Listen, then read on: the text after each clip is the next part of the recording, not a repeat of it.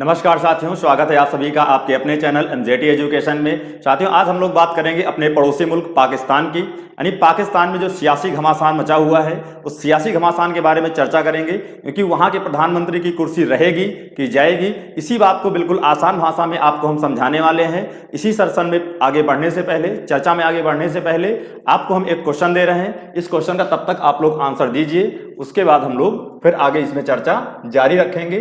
पाकिस्तान की संसद का क्या नाम है?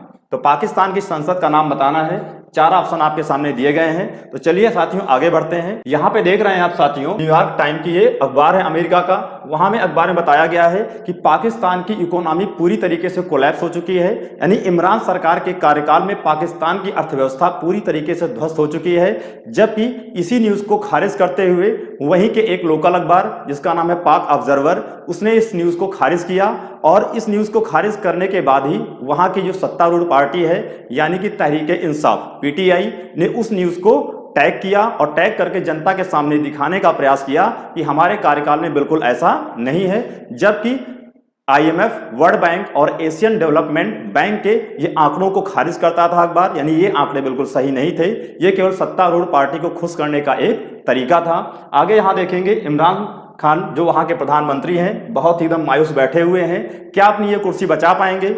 क्या ये आगे सत्ता में बने रहेंगे? इसी बात को आगे हमें समझना है। और इस बात की शुरुआत कहां से होती है इसे समझते हैं। आज से 6 महीने पहले वहां की सेना, यानी सेना और प्रधानमंत्री के बीच वहां सामंजस्य होता है तब तो सही होता है। अगर सेना से थोड़ा अनबन होती है तो प्रधानमंत्री का जाना तय माना जाता है। आज से 6 महीने पहले वहां की सेना ने आईएसआई के प्रमुख का तबादला कर दिया, यानी प्रमुख को चेंज कर दिया। जबकि परंपरा होती है कि आईएसआई प्रमुख का नियुक्त करने से पहले, यानी सेना क्या करेगी, 3 नामों को चुन करके प्रधानमंत्री कार्यालय भेजती है। उन्हीं 3 नामों में से प्रधानमंत्री को किसी एक नाम को चुनना होता है। लेकिन सेना के द्वारा जो चेंज किया गया था उसे इमरान खान ने स्वीकार नहीं किया, लेकिन पर्दे के पीछे जा करके बहुत सारा फिर बातचीत हुई, बैठकें हुई, और बैठक के बाद इमरान खान को झुकना पड़ा सेना के आगे।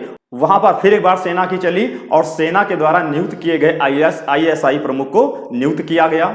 इस तरीके से आपने देखा। और इसकी आगे फिर चर्चा करेंगे। पीडीएम, यानी कि वहां एक पार्टी है पीडीएम, और पीडीएम पार्टी के जो प्रमुख हैं जिनका नाम है मौलाना फजलुर रहमान, क्योंकि इस पार्टी की स्थापना ही इस आधार पर की गई थी कि इमरान खान की पार्टी को कैसे गिराना है। इसकी स्थापना कब की गई थी? 20 सितंबर 2020 को इस पार्टी की स्थापना की जाती है। और इस पार्टी का मकसद होता है कि इमरान खान की पार्टी को गिराना। और इस पार्टी को लगभग आज 11 पार्टियों का समर्थन प्राप्त है। और इसी पार्टी के द्वारा कब? तो भैया 9 मार्च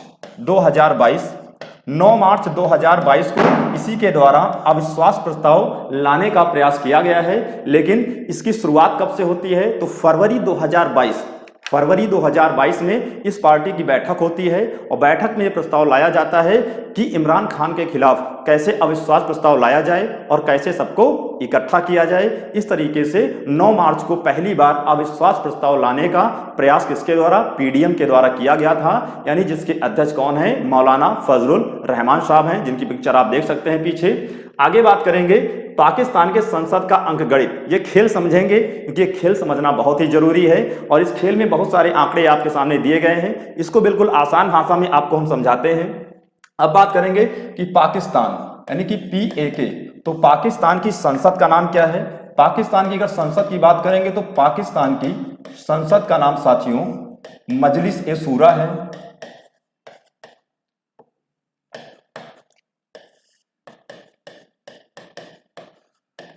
मजलिस ए शूरा संसद का नाम है। और वहां की संसद भारत की संसद की तरह भी क्या है? द्विसदनीय है। पहली सदन, यानी कि पहला क्या हो जाएगा? सीनेट। पहले सदन का नाम सीनेट हो जाएगा, जो कि वहां का अपर हाउस होता है। और इसमें कुल सदस्यों की संख्या की बात करेंगे तो 100 सदस्य होते हैं। जबकि जो वहां का निचला सदन है, यानी कि लोअर हाउस, उसका नाम है नेशनल असेंबली।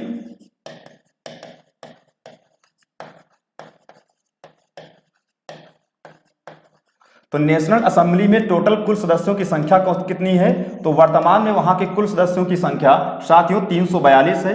अब इन 342 में से 272 सदस्यों का जो निर्वाचन होता है, चुनाव होता है, वह सीधे जनता के द्वारा होता है। जबकि इसी में से 70 सदस्यों का चुनाव 70 सदस्यों का चुनाव साथियों किसके द्वारा किया जाता है?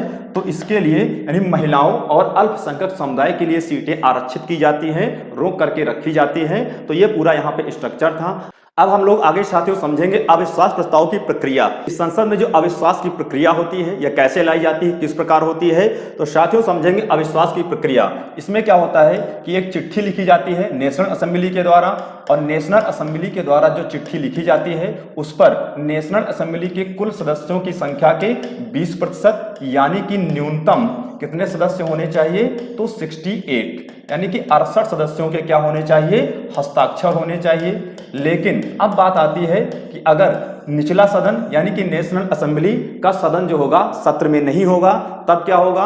उसे सत्र बुलाने के लिए यानी विशेष सत्र स्पेशल सेशन बुलाने के लिए पाकिस्तान के संविधान में ये प्रावधान नियम की बनाया गया है। पाकिस्तान के संविधान के आर्टिकल 54 आर्टिकल 54 में साथियों यह बताया गया कि संसद का क्या कर सकते हैं? स्पेशल सेशन आप बुला सकते हैं, यानी कि विशेष सत्र बुलाने का इसमें प्रावधान किया गया है। अभी विशेष सत्र बुलाने के लिए क्या करना होगा? नेशनल असेंबली के कुल सदस्यों की संख्या के मिनिमम कितने प्रतिशत? 20% सदस्यों के हस्ताक्षर सहित लेख किसके पास भेजा जाएगा? तो स्पीकर को देना पड़ेगा। और स्पीकर के पास समय होता है कि वह कितने दिनों के अंदर इस स्पेशल सेशन को बुलाएगा। तो 14 दिनों का साथियों उसके पास समय होता है, यानी कि इन 14 दिनों के अंदर स्पीकर क्या करेगा? स्पेशल सेशन को बुलाना होगा। और जिस दिन स्पेशल सेशन को स्पीकर बुलाता है वो यह अविश्वास प्रस्ताव पटल पे रखा जाएगा। पटल पे रखे जाने के बाद 3 से 7 दिनों के अंदर वोटिंग करवाई जाएगी। अब वोटिंग करवाने के लिए विशेष प्रक्रिया होती है और बहुत ही दिलचस्प कहानी है कि वहाँ किस प्रकार से वोटिंग होती है, इसको हम समझते हैं। वहाँ पर जो साथियों वोटिंग की जाती है वो खुली वोटिंग होती है, यानी उसको सीक्रेट नहीं रखा जाता है।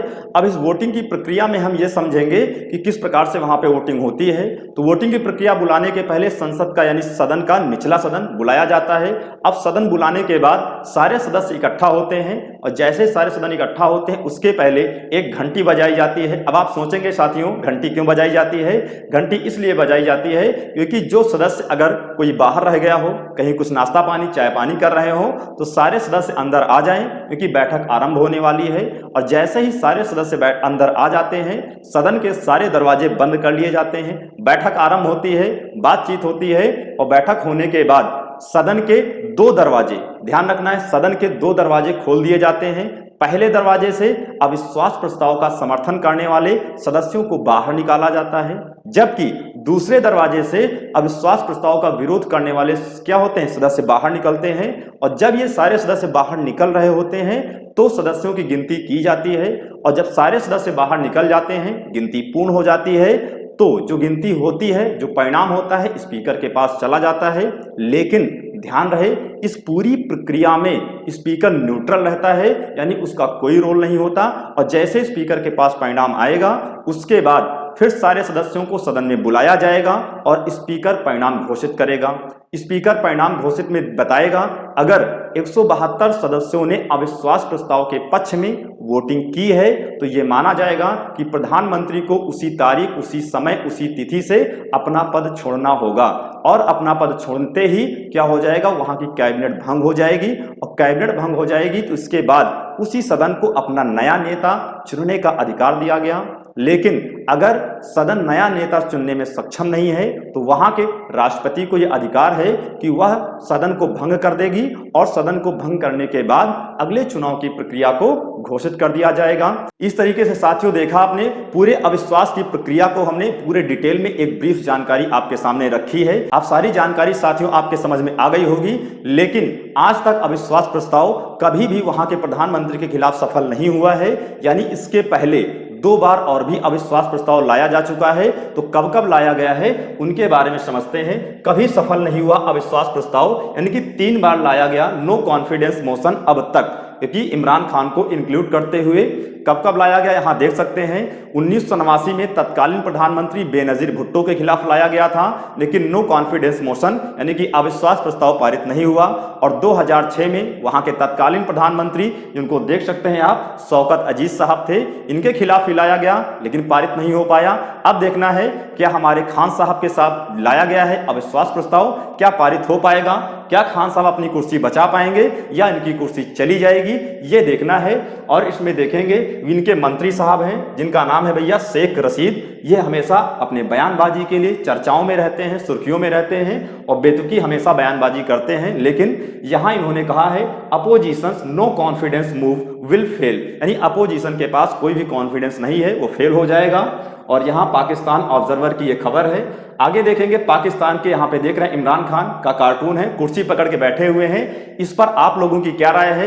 क्या पाकिस्तान के प्रधानमंत्री इमरान खान अपनी कुर्सी बचा पाएंगे या इनकी सत्ता चली जाएगी? इस पर आप सभी लोग अपनी राय देंगे। आइए क्वेश्चन पर, जो क्वेश्चन मैंने आपको दिया था, पाकिस्तान की संसद का क्या नाम है? तो पाकिस्तान की संसद का नाम वैसे साथियों मैंने आपको बताया था, क्या नाम है? मजलिस शूरा, यानी मजलिस शूरा इस द यहाँ पे क्या हो जाएगा? राइट आंसर हो जाएगा। आगे बढ़ेंगे, अगर हमारे एप्लीकेशन पे आप विजिट करना चाहते हैं तो आपको प्ले स्टोर से एप्लीकेशन एमजेटी एजुकेशन का डाउनलोड करना होगा। बहुत सारा स्टडी मटेरियल आपको यहाँ से अवेलेबल होने वाला है।